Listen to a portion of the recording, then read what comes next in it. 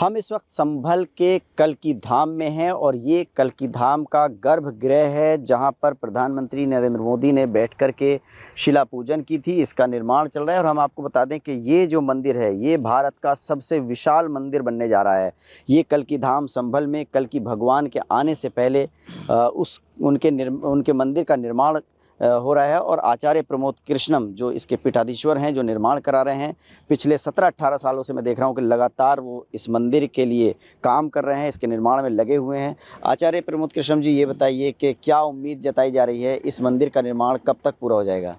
पहली बात तो यह है कि इसका निर्माण हम नहीं करा रहे हैं, इसका निर्माण स्वयं भगवान करा रहे हैं। हमने संकल्प लिया था 18 साल पहले कि जहाँ भगवान का अवतार होगा वहाँ उनके अवतार से पहले एक भव्य और दिव्य श्री कल्की धाम का निर्माण हो।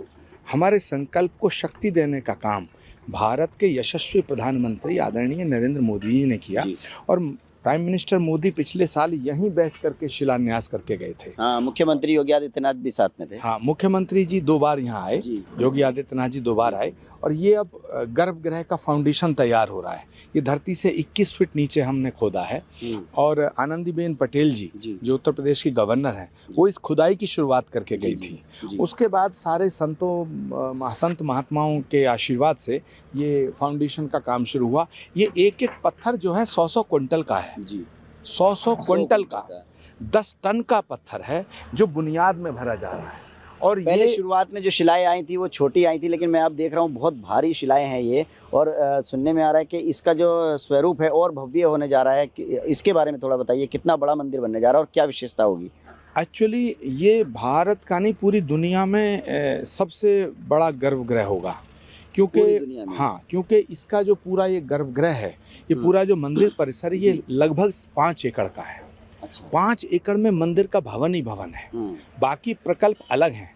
तो श्री कल्की धाम भारत का ही नहीं पूरे विश्व का एक ऐसा धाम होगा जहां वसुधैव कुटुंबकम और विश्व बंधुत्व का जो हमारा शंखनाद है, जो मर्यादा पुरुषोत्तम भगवान श्री राम ने हमें सिखाया, जो योगीराज भगवान श्री कृष्ण ने हमें सिखाया और जो सनातन का एक ऐसा केंद्र। और भारत के प्रधानमंत्री जी ने भी जब यहाँ आए थे तो भारत के प्रधानमंत्री जी ने भी यही कहा था और भारत की राष्ट्रपति महोदय का जो पत्र आया उसमें भी ये उल्लेख है कि श्री कल्की धाम सनातन के एक बहुत बड़े केंद्र के रूप में स्थापित होगा। तो आज ये मंदिर का निर्माण बड़ी तेज़ी से चल रहा है, इसमें कहीं भी लोहे का प्रयोग नहीं होगा। और इसका शिखर जो है वो 171 फीट का होगा, 171 फीट। और हम धरती से नीचे 21 फीट हमने खुदाई की है, 21 फीट से हम बुनियाद भर के ला रहे हैं। हमारे जो आर्किटेक्ट हैं सोमपुरा जी, विपुल भाई सोमपुरा जी हैं, रिम्पेश शर्मा जी हैं और NBCC के चेयरमैन रहे अनूप मित्तल जी, उनसे भी हम समय समय पर सलाह ले रहे हैं, जिन्होंने राम मंदिर के निर्माण में बहुत बड़ी महत्वपूर्ण भूमिका निभाई है। हम एक ऐसा धाम भगवान के आने से पहले उसके लिए प्रयासरत हैं कि जो विश्व में सनातन की एक धरोहर के रूप में जाना जाएगा। आप एक बड़ा मंदिर बनवा रहे हैं, लेकिन जो संभल है यहाँ पर जो मस्जिद का विवाद है, मंदिर का विवाद है, उसको लेकर के हिंसा भी हुई थी और अभी एक और मस्जिद का असमोली इलाके में विवाद चल रहा है, उसको तोड़ने के आदेश जिला प्रशासन ने कर दिए हैं। तो ये सब संभल में क्यों देखने को मिल रहा है बार बार? आप तो प्रेम की भाषा बोलते हैं, आप तो प्यार की संदेश सब में देते हैं। देखिए, मैं 2 बातें साफ करना चाहता हूँ। पहली बात, मुगलिया सल्तनत के ज़माने में मंदिरों को तोड़ा गया, इस सच से आंखें चुरानी नहीं चाहिए। दूसरी बात, भारत की आज़ादी के बाद भारत का जो मुसलमान है वो भारत की सरजमी पे पैदा हुआ है, वो इस मिट्टी से पैदा हुआ है और इसी मिट्टी में मिलेगा। तो उनको अपने आप को तैमूरलंग और बाबर से जोड़ना नहीं चाहिए। अब तीसरा मुद्दा आता है कि मस्जिदों को तोड़ा जा रहा है। तो मैं ऐसा मानता हूँ कि उत्तर प्रदेश में योगी आदित्यनाथ जी की सरकार है और योगी जी मुसलमानों के खिलाफ नहीं है, योगी जी मस्जिदों के खिलाफ भी नहीं है।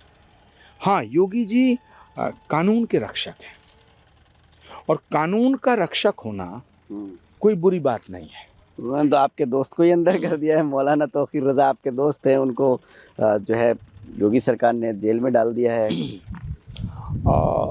देखिए, मौलाना तौकीर रज़ा साहब एक बहुत बड़ी साजिश के शिकार हुए हैं। उन्हें उकसाने का काम किसने किया?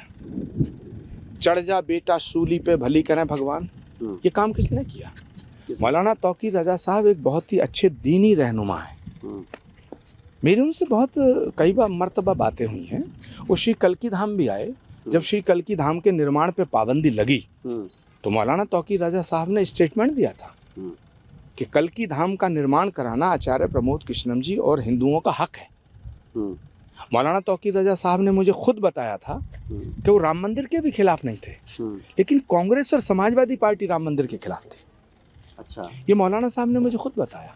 और मौलाना तौकीर रज़ा साहब योगी आदित्यनाथ जी को समझने में भूल कर गए। वो ये उन्हें ये समझना चाहिए था कि उत्तर प्रदेश के मुख्यमंत्री योगी आदित्यनाथ हैं।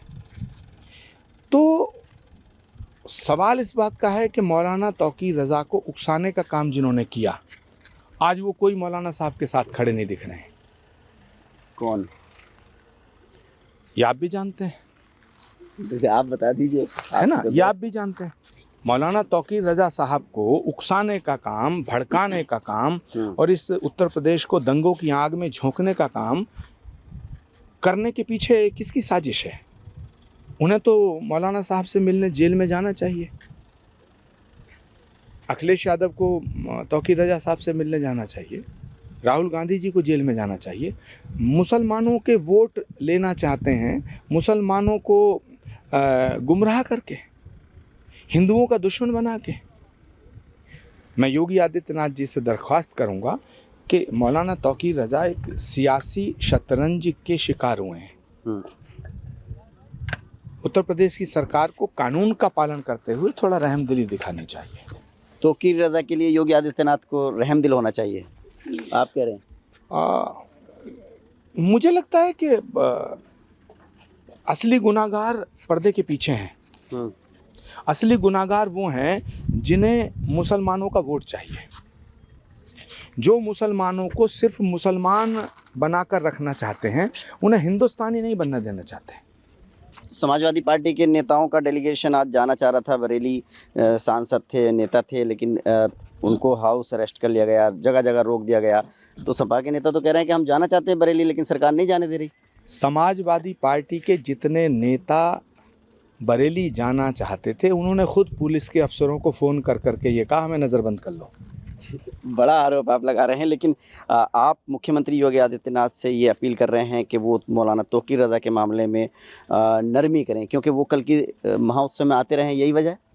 नहीं, कल की महोत्सव में तो बहुत लोग आते थे, लेकिन मौलाना तौकीर रज़ा साहब की मैं बहुत इज्जत भी करता हूँ और मैं ऐसा मानता हूँ कि वो मुल्क के खिलाफ नहीं है, क्योंकि उन्होंने राम मंदिर का भी विरोध नहीं किया। मुझे खुद कहा था, उन्होंने मुझसे कहा था कि कांग्रेस राम मंदिर का निर्माण नहीं चाहती, मुझे खुद कहा था। तो वो आप ये कहना चाह रहे हैं कि वो कांग्रेस या सपा का जो राजनीतिक चाल थी उसका शिकार हो गए? अच्छा, ये बताइए कि कोई गुनाह आदमी क्यों करता है? उस गुनाह के पीछे ये होता है कि फ़ायदा किसको होगा। तो बेनिफिशियरी कौन है? मुसलमानों को डरा करके ये उनका इकट्ठा वोट कौन लेना चाहता है? कौन लेना चाहता है? आप मुझे बताइए ना, कौन लेना चाहता है? या तो अखिलेश यादव जी या राहुल गांधी जी। अच्छा। पूरे देश को नेपाल बनाने की जो बात करते हैं, पूरे देश को बंगाल बनाने की बात करते हैं, बांग्लादेश बनाने की बात करते हैं, बंगाल को बांग्लादेश बनाने की बात करते हैं। ये जो अराजकता की पॉलिटिक्स है, ये जो एनार्किस्ट और एनार्की लाना चाहते हैं, तो ये मुल्क के हित में नहीं है, लेकिन सत्ता की भूख में ये अंधे हो गए हैं। मैं तो कह रहा हूँ, आपने मौलाना तौकीर रज़ा साहब को भड़काया, अब मिलने जाओ ना, कोई मिलने नहीं जाएगा। जो विवाद चल रहा, कई जगह पे उपद्रव भी हुआ, भीड़ ने पथराव भी किया, पुलिस ने भी लाठीचार्ज किया, गिरफ्तारियाँ भी हुई आई लव मोहम्मद को लेकर के, इसके पीछे आपको क्या लगता है? आप तो बहुत नात भी पढ़ते रहे हैं और मुस्लिम सभाओं में रहे हैं काफ़ी लंबे समय तक, कांग्रेस में जब रहे? देखिए, पहली बात तो ये है कि जहाँ लव है हाँ वहाँ प्रोटेस्ट नहीं है, हाँ जहाँ प्रोटेस्ट है वहाँ लव नहीं हो सकता। जहाँ तक सवाल है पैगंबर इस्लाम प्रॉफिट मोहम्मद साहब का, तो हम भी मोहब्बत करते हैं उनसे। हम आचार्य प्रमोद कृष्णम डंकी की चोट पर कह रहे हैं, हम भी मोहब्बत करते हैं। प्रॉफिट मोहम्मद सिर्फ मुसलमानों के थोड़े ही हैं। अगर वो सिर्फ मुसलमानों के होते तो उन्हें रहमतुल मुसलमीन कहा गया होता, उन्हें तो रहमतुल आलमीन कहा गया है। ऐसे ही भगवान राम सिर्फ हिंदुओं के थोड़े ही हैं। अगर भगवान राम सिर्फ हिंदुओं के होते तो उन्हें मर्यादा हिंदू कहा जाता, उन्हें मर्यादा पुरुषोत्तम नहीं कहा जाता। वो तो मर्यादा पुरुषोत्तम है। तो ये सब जो हो रहा है, जिस तरह के हालात हैं, आपको क्या लगता है कि इसके पीछे जो उत्तर प्रदेश में त्रिस्तरीय पंचायत चुनाव आने वाला, उसके बाद 27 का विधानसभा चुनाव भी है, क्या उसकी रूपरेखा तैयार हो रही है? देखिए, सियासत अपनी जगह है, सत्ता अपनी जगह है, लेकिन ये राष्ट्र अपनी जगह है। ये चुनाव आते रहेंगे जाते रहेंगे, इनसे कोई फर्क नहीं पड़ता उबैद भाई, लेकिन ये मुल्क जिंदा रहना चाहिए, हमारी तहजीब जिंदा रहनी चाहिए। कल की धाम के पीठाधीश्वर होने के नाते क्या संदेश आप देना चाहेंगे जनता को? ये सनातन राष्ट्र है और पूजा करना सबका अधिकार है।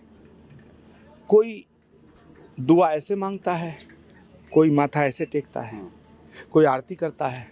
पूजा करने के तरीके, इबादत करने के तरीके अलग अलग हो सकते हैं, लेकिन मैं दावे के साथ कहता हूं कि हम सब सनातनी हैं।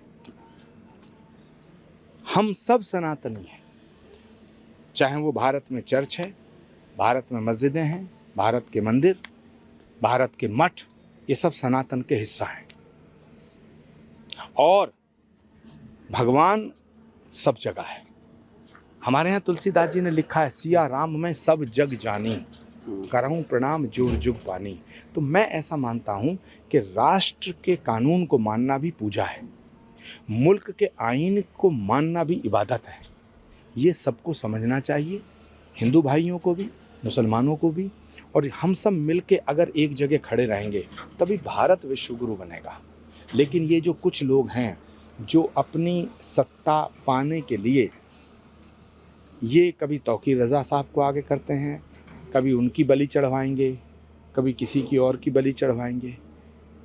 राजनीति हो रही है। ये सियासत का गंदा खेल है और उसी का शिकार तौकीर रज़ा हुए हैं। देखिए, आचार्य प्रमोद कृष्णम ने बहुत बड़ी बात कही। उन्होंने कहा कि मौलाना तौकीर रज़ा जो हैं वो राजनीति का शिकार हो गए हैं और उन्होंने उत्तर प्रदेश के मुख्यमंत्री योगी आदित्यनाथ से मौलाना तौकीर रज़ा के मामले में नरमी बरतने की अपील की है।